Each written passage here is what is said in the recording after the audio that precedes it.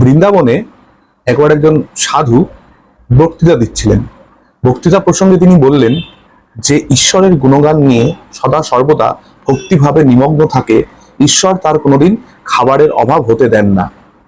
মলুক দাস বলে একজন সিদ্ধ সাধু সেই বক্তৃতা শুনছিলেন। তিনি তখন ওই সাধুকে প্রশ্ন করলেন যে আমি যদি চেষ্টাও না করি খাবার জোগাড় করার, তাও কি তিনি আমাকে খাবার দেবেন যদি আমি শুধু তার নাম করি? তখন সেই সাধু কিছুক্ষণ চুপ থেকে বললেন যে হ্যাঁ, আপনি একজন সিদ্ধ সন্ত, আপনাকে আমি তাও বলছি, আপনি যদি কোনো চেষ্টাও না করেন কিন্তু সদা সর্বদা খুব নিমগ্ন মন থেকে বিশ্বাসের সাথে ভক্তির সাথে তার ধ্যান করেন, সাধনা করেন, তার নাম জপ করেন, তাহলে অবশ্যই তিনি আপনাকে খাবার জোগাড় করে দেবেনই। তিনি আপনাকে কখনো খালি পেটে থাকতে দেবেন না। এই কথা শুনে মলুক দাস, তিনি একজন সিদ্ধ সাধু, তার ইচ্ছা হলো যে ব্যাপারটাকে পরীক্ষা করে দেখা যায়। তিনি কি করলেন, সেই বক্তৃতার সভা থেকে উঠে কিছু দূর গিয়ে একটা বড় বট গাছের উপরে উঠে গিয়ে বসলেন। একটা মোটা দেখে ডাল দেখে ওপরে, তার উপরে গিয়ে তিনি বসলেন। তিনি বসে ওখানে মনে মনে প্রতিজ্ঞা করলেন যে আমি এখানেই বসে থাকবো, এখানে বসে বসে ভগবানের নাম করব, শুধু খাবার জন্য নিচেও যাব না, খাবার জোগাড় করার কোনো চেষ্টাও করব না। দেখি প্রভু আমাকে কি করে খাবার খাইয়ে দেন, যেখানে আমি কোনো রকমই কোনো নিজস্ব এফোর্ট দেব না। এবার তিনি গাছের ডালে বসে ঈশ্বরের নাম স্মরণ করছেন। তখন হঠাৎ করে কিছু দূরে এক রাজকুমার ঘোড়ায় করে তার সৈন্য সামন্ত লোক লস্কর নিয়ে আসছিল। এবার তখন দুপুর বেলার সময় ছিল, প্রচন্ড রোদ ছিল বাইরে। তাই রাজকুমার তার ঘোড়সওয়ারি এবং বাকি যারা তার সাথে সঙ্গী সাথী ছিল তাদেরকে বললেন যে দূরে একটা বট গাছ দেখা যাচ্ছে, চলো গিয়ে বট গাছটার নিচে একটু বিশ্রাম নিই। এই বলে তারা সেই বট গাছটার তলায় এসে বসলেন। ওই বট গাছটার ওপরেই ছিল হচ্ছে মলুক দাস বাবাজি বসে। তিনি তো চোখ বন্ধ করে গাছের ডালে বসে ধ্যান করছেন। এবার যুবরাজ কিছুক্ষণ বসার পর তিনি বললেন যে খুব খিদে পেয়েছে, আমাদের সাথে যে খাবারগুলো এনেছি খাবারগুলোকে বার করো, তোমরা সবাই মিলে আমরা খাই। তার সঙ্গী সাথীরা যারা সাথে ছিলেন, যুবরাজের জন্য যুবরাজের যারা পরিকর পার্ষদ, তারা যে খাবার দাবার নিয়ে এসেছিলেন, তারা সেগুলোকে বার করে সব সাজিয়ে গুছিয়ে রাখলেন। সাজিয়ে গুছিয়ে রেখে তারা যেই খাওয়া শুরু করতে যাবেন, হঠাৎ করে দূর থেকে তারা কিছু ঘোড়ার খুরের আওয়াজ পেলেন। বেশ অনেকগুলো ঘোড়ার খুর যেন ঘোড়া যেন ওই বট গাছের দিকেই দৌড়ে আসছে। তখন যুবরাজ বললেন এই নিশ্চয়ই কোনো দস্যু আমাদের উপর অ্যাটাক করেছে, তারা হয়তো জানতে পেরেছে যে আমরা এখানে এসেছি।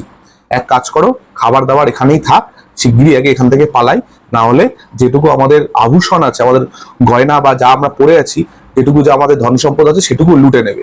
এই বলে তারা ওই সুস্বাদু খাবার যেগুলো তারা বেড়েছিল সেগুলো তারা ওখানেই রেখে ঘোড়া নিয়ে তাড়াতাড়ি করে সেখান থেকে পালিয়ে গেল। কিছুক্ষণ পরে দস্যুরা সেখানে এসে উপস্থিত হলো।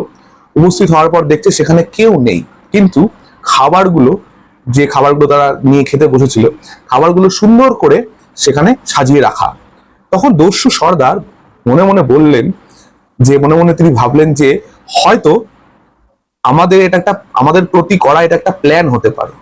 হয়তো এই খাবারগুলোতে বিষ মেশানো আছে, সেই জন্য খাবারগুলোকে এমন ভাবে এখানে রেখে দিয়ে যাওয়া হয়েছে যাতে আমরা দেখে লোভে পড়ে খাই এবং খেয়েই আমাদের মৃত্যু হয়।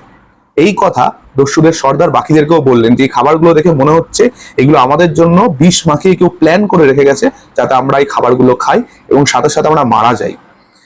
তখন এবার উপায়, এদিকে তাদেরও একটু খিদে পেয়েছিল। তখন বললো যে খাবারে আদৌ বিষ আছে কিনা সেটা কি করে পরীক্ষা করব। তখন তাদের চোখ পড়লো গাছের ডালে বসে আছে মলুক দাস বাবাজি।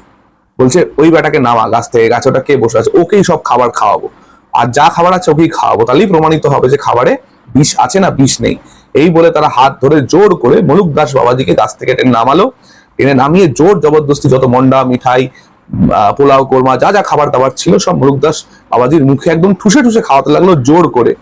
আর মলুক দাস বাবাজি সেই কাণ্ড দেখে হো হো হো করে হাসতে লাগলেন এবং জোরে জোরে বলতে লাগলেন যে প্রমাণ পেয়ে গেছি, তোমার কথার প্রমাণ পেয়ে গেছি, তোমার এমন লীলা যে আমি খাবো না বললে কি হবে, তুমি জোর করে হলেও আমাকে খাবার খাইয়েই ছাড়বে। তো এটি বৃন্দাবনের ঘটা একটা লীলা, এটা যেটা আমি আপনাদেরকে এতক্ষণ বর্ণনা করলাম। এই বর্ণনাতে আমরা বুঝতেই পারছি যে গীতাতে যে ভগবান শ্রীকৃষ্ণ বলেছেন যোগক্ষেম বহাম্যহম, তিনি সত্যি সবকিছু বহন করেন, কিন্তু আমাদের মনে সেই বিশ্বাস বা ভক্তি নিয়ে তাকে স্মরণ করতে হবে। বাকি ব্যবস্থা তিনি করবেনই করবেন। আজকের দিনে মেটেরিয়াল ওয়ার্ল্ডে নানান কিছু চাহিদার পিছনে ছোটে আমরা নিজেদের জীবনের অনেক মূল্যবান সময় নষ্ট করছি। তার থেকে কিছুটা সময় যদি অন্তত আমরা ভগবত আরাধনায় নিত্য ঠিক মতন ভাবে দিই, তাহলে কিন্তু এত ছোটাছুটির দরকার পড়বে না, যা আমাদের জন্য প্রয়োজন এবং যা আমাদের জন্য মঙ্গলকর। প্রয়োজন এবং মঙ্গলকর দুটোর মধ্যে তো তফাৎ আছে। যেটা প্রয়োজন সেটা ভগবান অবশ্যই পাঠিয়ে দেবেন আমাদের কাছে, এবং যেটা আমাদের জন্য মঙ্গলকর সেটাও ভগবান পাঠিয়ে দেবেন। আমরা যেটাকে প্রয়োজন বা আমাদের যেটা ইচ্ছা সেটা আমাদের জন্য সবসময় মঙ্গলকর নাও হতে পারে, অমঙ্গলজনক হলে কিন্তু প্রভু সেটা কোনোদিনই পাঠাবেন না। তাই প্রভুর বিধানের ওপর বিশ্বাস রেখে আমাদেরকে প্রভুর পথে তার নাম স্মরণ করে, তার নাম জপ করে, যেই যাকে মানুন না কেন তাকে আঁকড়ে ধরে একনিষ্ঠ হয়ে যদি আমরা তার নাম নিয়ে জীবনে চলতে পারি, তাহলে আমাদের জীবনের সমস্ত রকম চাহিদায় তিনি পূর্ণ করবেন, যে চাহিদাগুলো আমাদের জন্য মঙ্গলকর এবং যে চাহিদায় আমাদের মনে ভগবত ভাবের কোনো ব্যাঘাত ঘটবে না, সেইগুলো ভগবান অবশ্যই পূরণ করবেন। এবং সেখানে খাওয়া পড়া এগুলো তো খুবই বেসিক, এটুক তো তিনি অবশ্যই দেখে নেবেন। তো এই ছিল মোটামুটি আজকের আলোচনা। আজকের ভিডিওটা যদি ভালো লেগে থাকে তাহলে অবশ্যই প্রোফাইলটিকে ফলো করে দেবেন, এবং যদি ইউটিউব থেকে কেউ ভিডিওটি দেখে থাকেন তাহলে অবশ্যই আমার Facebook YouTube channel Sushobhan U Goswami সেটাকে অবশ্যই সাবস্ক্রাইব করে দেবেন। আজকের মতন এখানেই শেষ করছি, ধন্যবাদ।